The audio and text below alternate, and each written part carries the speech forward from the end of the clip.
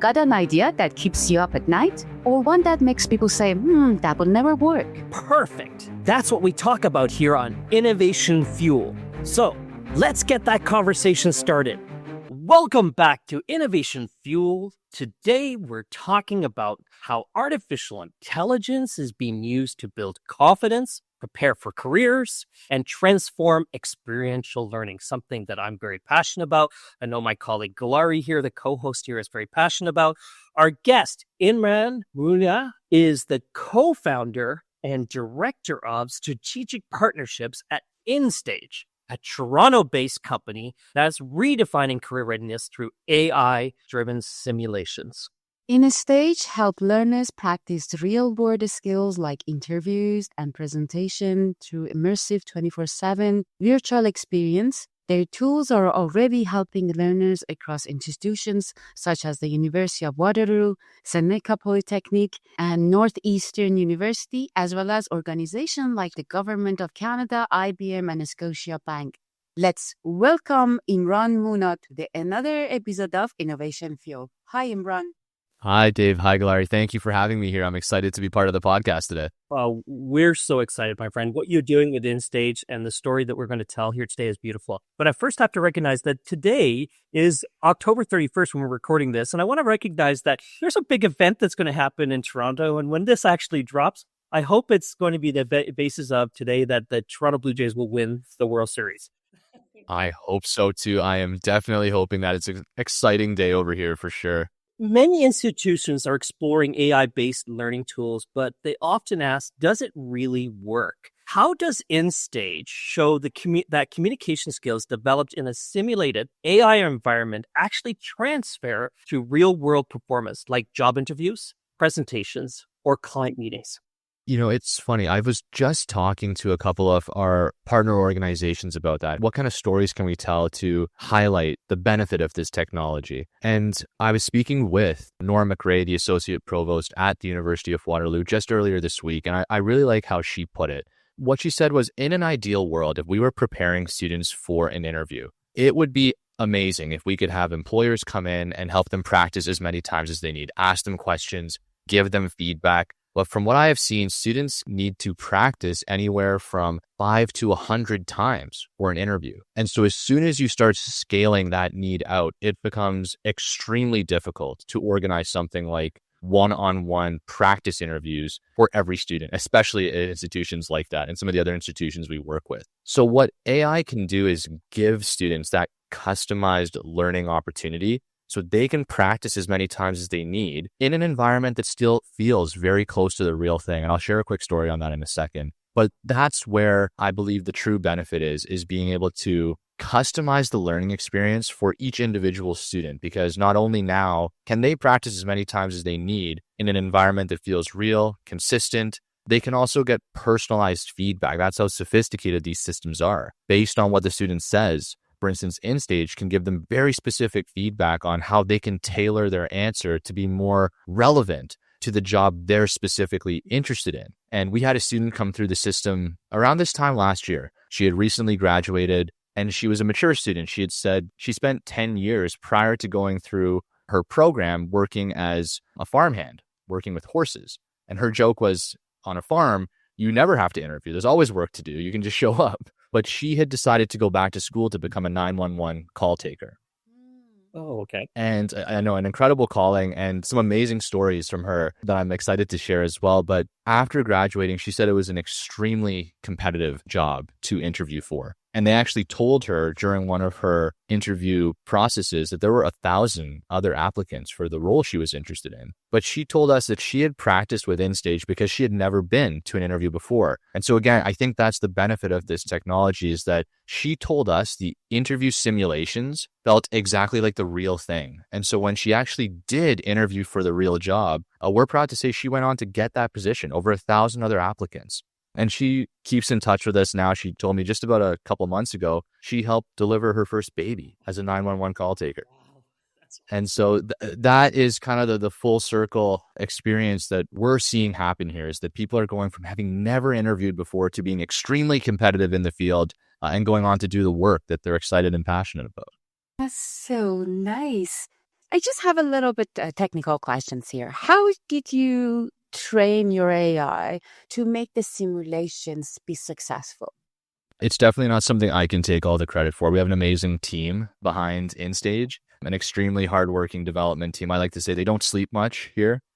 They're always working on something new, but we've done this development and training really in collaboration with our academic and nonprofit partners. So from the very beginning of Instage, my co-founder and our CEO, Michael Cayley, has been extremely adamant that we don't build this in a vacuum, that we continually look for feedback and ask for insights from these institutions who we are building the technology with, truly with. And so as we iterate on the versions of this technology we offer, we're constantly asking, is the feedback in line with what you would have given students? Are the questions in line with what you're hoping they're prepared for? Is the experience matching what you would want to have happen in a one-on-one meeting so that we're getting as close to that experience as possible? And so that's the kind of training we do, Bilari, is we're constantly asking for that feedback and refining the guardrails around this technology.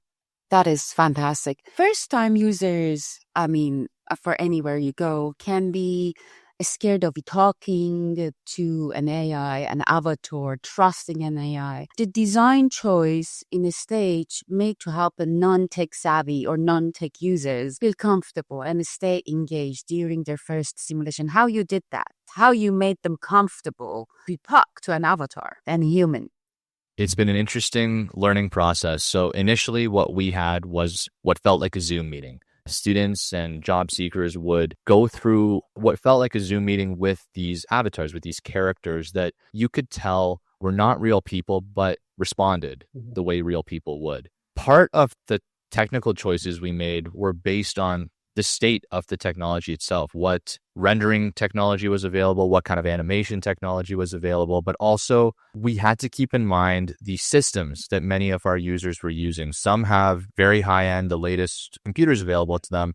Others don't have access to that type of technology. So we needed to build so that it was as accessible as possible. And so there were times where people would ask, why don't you make the characters look like they do for a movie? And we said, well, there are lots of reasons for that. Those are pre-recorded, they're pre-rendered, they're not happening in real time. And even if we could do that, it would mean that we limit a large segment of our user base from being able to actually make use of technology like that. So that's part of the thought process there, is what's possible, what is accessible, and then what can we do to make it, like you said, comfortable for them to engage with these characters. So we've come up with actually a couple of different types of personalities they can choose from. So for ESL learners, students or job seekers who are new to the English language, we have a specific personality that they can engage with, where the characters are not making too many Canadian-based jokes or things that they may not be familiar with. And then on the other side of the spectrum, for advanced learners, we have a humorous setting where the characters are making jokes and asking them things with expressions that are common in the Canadian workplace, so they can get used to that. And then the last thing I'll say is one of the latest innovations we're working on is making this a phone call-based experience, so that you're actually not seeing a character anymore. You're just having what feels like a phone call. And the characters do disclose that they are AI characters. So you hear that initially. I think that's part of what gives people a sense of what they're in for. But there is also a precedent to overcome. I think a lot of people are expecting the classic sort of phone call with an airline type experience, where the characters can only say certain things, but that has changed greatly. These characters really do respond to what you say. So it does take people, a couple back and forth, a little bit of conversation to realize, oh, these characters are really responding to what I say. That's kind of what goes through our minds as we think about how to make the first experience a good one, Clary. Sometimes when you're dealing with AI and avatar, you just say like, okay, you don't get what I'm asking. Just connect me with a human. Yes. Okay, so the most reason is that I don't know how to prompt. But how did you solve these issues in your simulations? Is there any point that I just say that connect me to a human?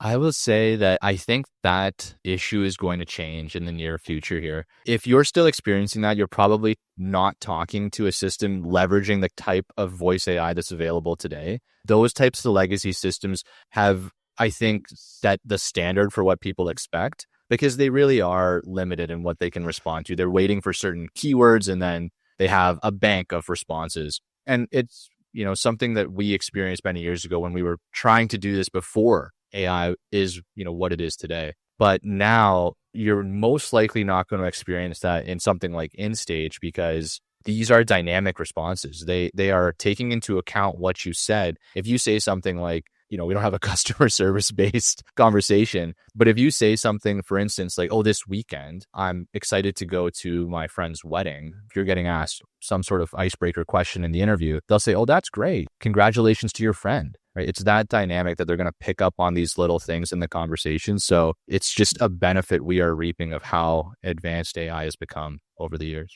And it's really interesting. And Imran, I want to go dive further into this, Ahmed, because I think, one of the things that it sounds like you're conquering with Instage is this empathy piece, because technology and empathy is the big thing here. The dynamics of we can go into AI and artificial intelligence, we can do all these things with artificial intelligence, but when it comes to something like what Instage is doing, when they're being that bridge for that student, being that supportive element and helping with the feedback and creating empathy around this. If a student has a really bad experience and they're looking for that support, how do they go about that element? It is an important factor to keep in mind, and it's something that is becoming more and more important for us to play our part in, because we are expanding far beyond doing only mock interview type conversations. We're doing a lot of what we call guided reflection now, where students will have conversations with these characters and these AI guides as they go through something like a work integrated learning experience or a co-op experience. And they're checking in and talking about the difficulties they might be facing in the workplace, the challenges they're trying to overcome, the goals they're hoping to work towards. And as part of that conversation, sensitive material can come up. And so we've drawn a very clear line that Instage is not designed to intervene and help students work through some of those more sensitive issues. But what we can do is alert faculty at scale that, hey, this student might need someone to reach out to them. Here's the information you need to make a difference and help in that moment. And that comes from work with our partner organizations. They were telling us that these reflections are not new. They've traditionally been done in a written format, and students would write about challenging moments in the workplace that would take faculty a long time to address because they're physically reading such a large volume of these reflections. Whereas now we can analyze the transcript of these conversations. Students are more comfortable, many of them, talking about it than they are writing about it, and flag that a student needs help much quicker. And so I think that's the kind of role we're playing from an empathy standpoint, is that there's a way to express these concerns, and then students can get the help they need from faculty who are trained in these issues specifically. Going further into the summit, because one of the things that we talk about is innovation, and you're doing something very innovative. And when we think about innovation, there's the innovation or the innovators, and there's the early adopters, and there's early believers that need to buy into your system and you buy into your idea.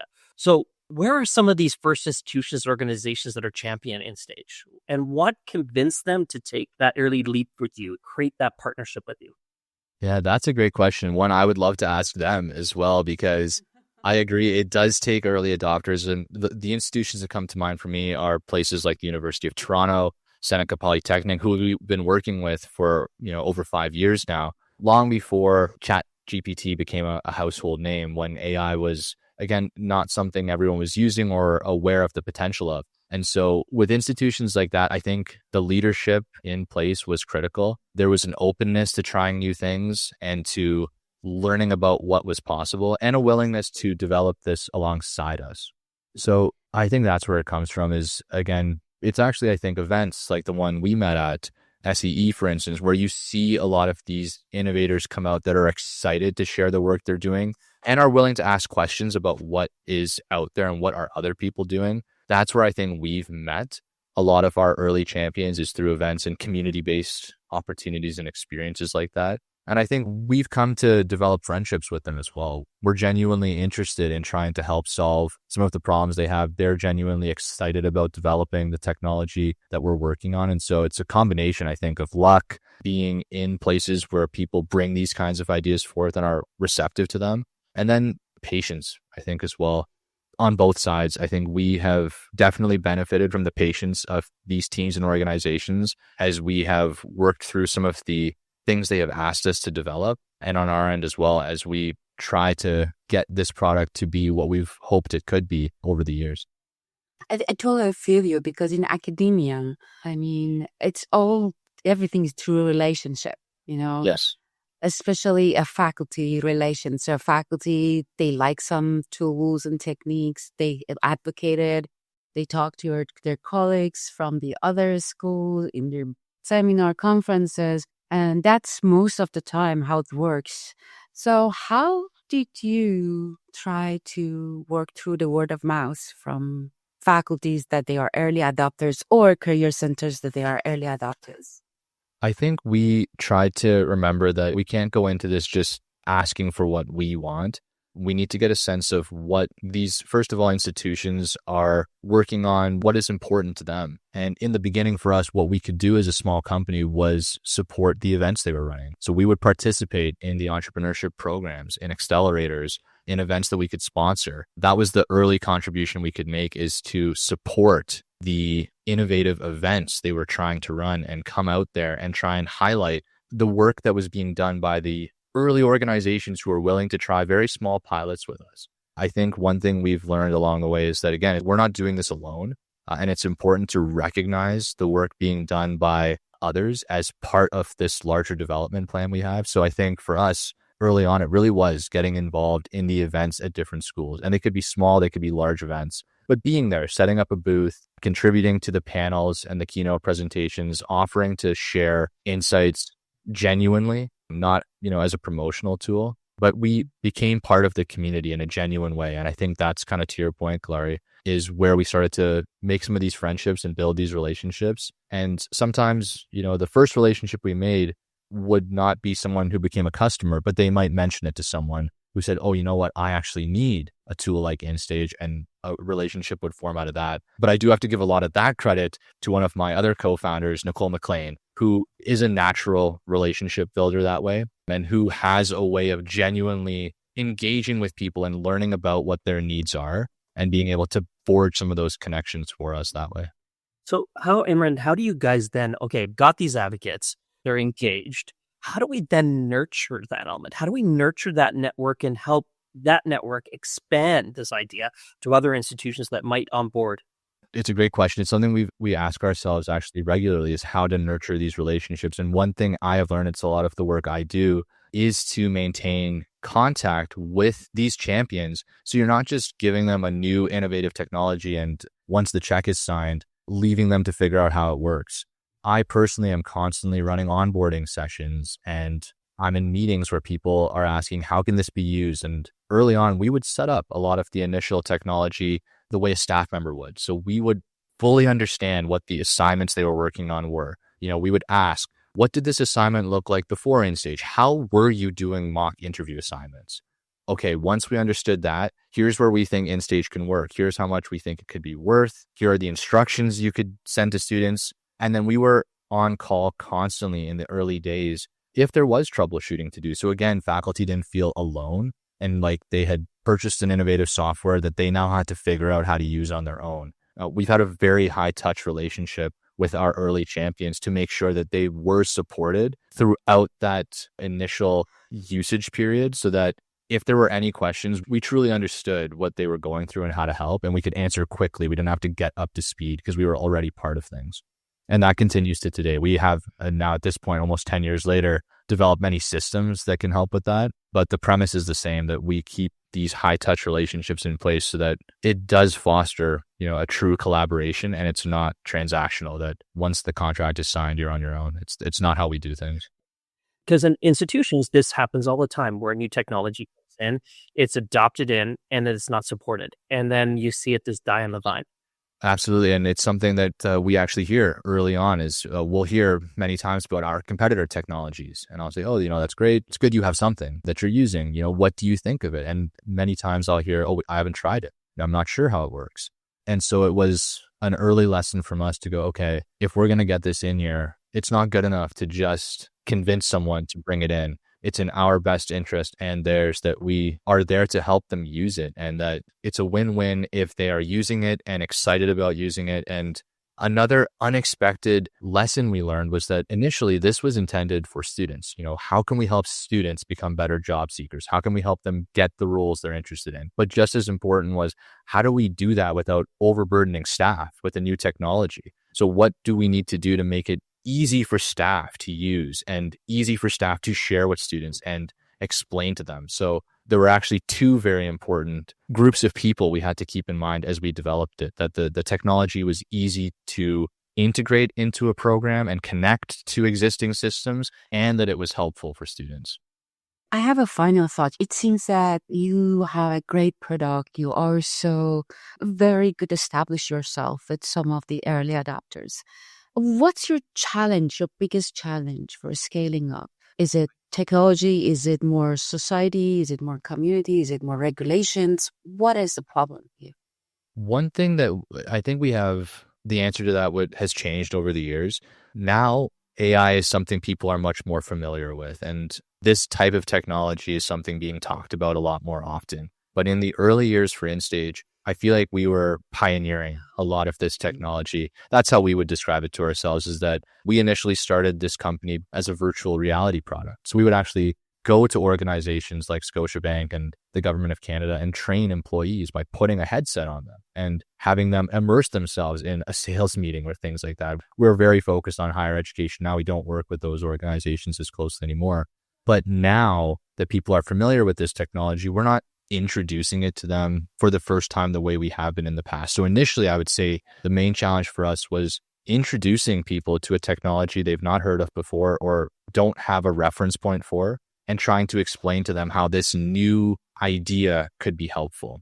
That was challenging because they had never seen anything like it before. Many people had never seen virtual reality, had never experienced what it was like talking to an avatar or having a back and forth conversation. So we first had to overcome all that novelty before we could even get to ROI and what this could do, and prove that it was stable and not something that was experimental. And thankfully, we were able to do that early on and build some of those early partnerships. And now I think the challenge for us is about raising awareness.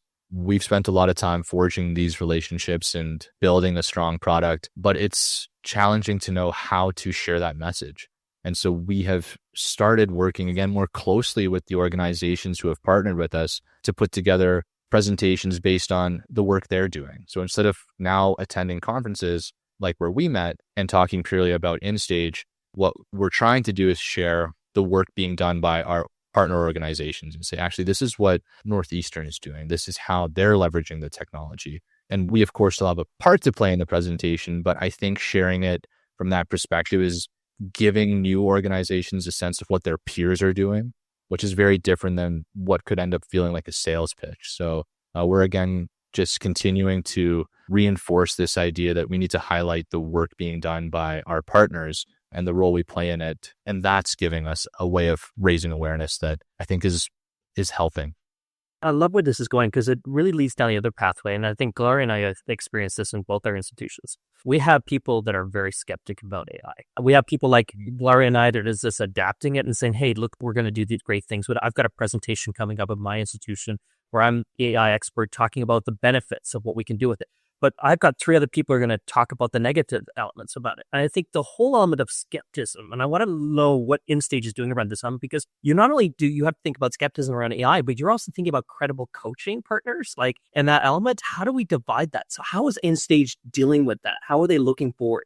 That's one thing I think Michael is extremely good at doing on our team is when we talk about AI and what Instage can do and what the potential of this technology is as a whole, he does not only highlight the benefits, he speaks to the limitations of this technology. He talks about what it can do and what it can't do. And I think that's where you build trust. If you just hear that AI is going to solve all problems and it's amazing in every possible way, I think that reinforces and strengthens the skepticism because it sounds too good to be true. And in some cases it is. It can't do everything. But I think talking about where its strengths are, this is something that can be done at scale. This is something that can be used on demand. This is something that can be customized and personalized. Those are the true sort of things we can talk about. When we hear about things like, well, students need encouragement and students need people to get to know them and be there for them through something like a job search process, which is, has tons of ups and downs and is challenging. Well, that's a role for a person. That's something that we need people to do. We need people to get to know their students and be there for them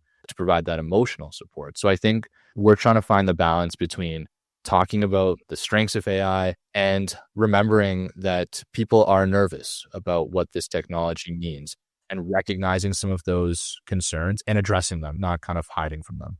Imran, what's next for Instage? We have a vision for Instage to be a part of every major milestone in the student journey. So our vision is that as students are thinking about applying to university, they might be having a conversation with an AI admissions counselor that is getting to know them. But the grand plan is that from that point, they are having a conversation that will continue throughout the rest of their academic journey. So based on the things they say at the beginning of that initial conversation, our system is designed to remember the goals they set and the things they say. And one thing we didn't get to talk about too much in the presentation in Niagara Falls is there was a Northeastern student, for instance, that was interested in having a coffee chat with their employer after their co-op experience. And this system remembers those types of things. So halfway through the semester, it asked them, well, have you booked that coffee chat? And they hadn't yet. They were a little nervous. They were still trying to figure out how to broach that subject. And so throughout the remaining check-in calls that this system was doing, it brainstormed with them how to have that coffee chat. And they went on to book a meeting with that person they had worked for, I think spend about an hour talking about their future career goals and start building some opportunities that could come out after that. That's what we envision the system being able to do, is go from admissions to those first exams where you might be thinking, this isn't for me. Like, I don't know what went wrong. I'm not sure what happens next. Well, it's time to check back in and have a continued conversation and again, raise a flag for faculty who might be able to say, hey, okay, we know you struggled in that last exam. Maybe you need this or that support. And then it continued to job seeking and hopefully beyond. What happened? What happened after you graduated? Did you go on to get that 911 call taker job and really complete the student journey that way as a continuous ongoing conversation? Absolutely, Imran. I love it. I love the conversation, my friend. I love what Instage is doing with AI. Can't wait to hear what happens next. And we're going to be checking back in with you in a few months from now. But for our listeners out there, how can they learn more about Instage? How can they explore how this is being used in education and workforce training? How can they reach out to you? Always happy to connect on LinkedIn. You can reach out to me there. Our website is instage.io. We will be also in London, England later this year presenting at the QS Awards. So stay tuned to learn a little bit more about that. That's the next time we'll be sharing some information about Instage. But definitely through the website and on LinkedIn, you can find Instage on LinkedIn as well. We're always happy to answer questions and learn more about the work being done in this community. Thank you, Imran. Thank you, Dave. That was another episode of Innovation Fuel. Big ideas don't grow by themselves. Subscribe wherever you get your podcasts. Share, and let's fuel the next one together. Innovation Fuel is produced by JPod Creations. Find out more about the show at theinnovationfuel.ca.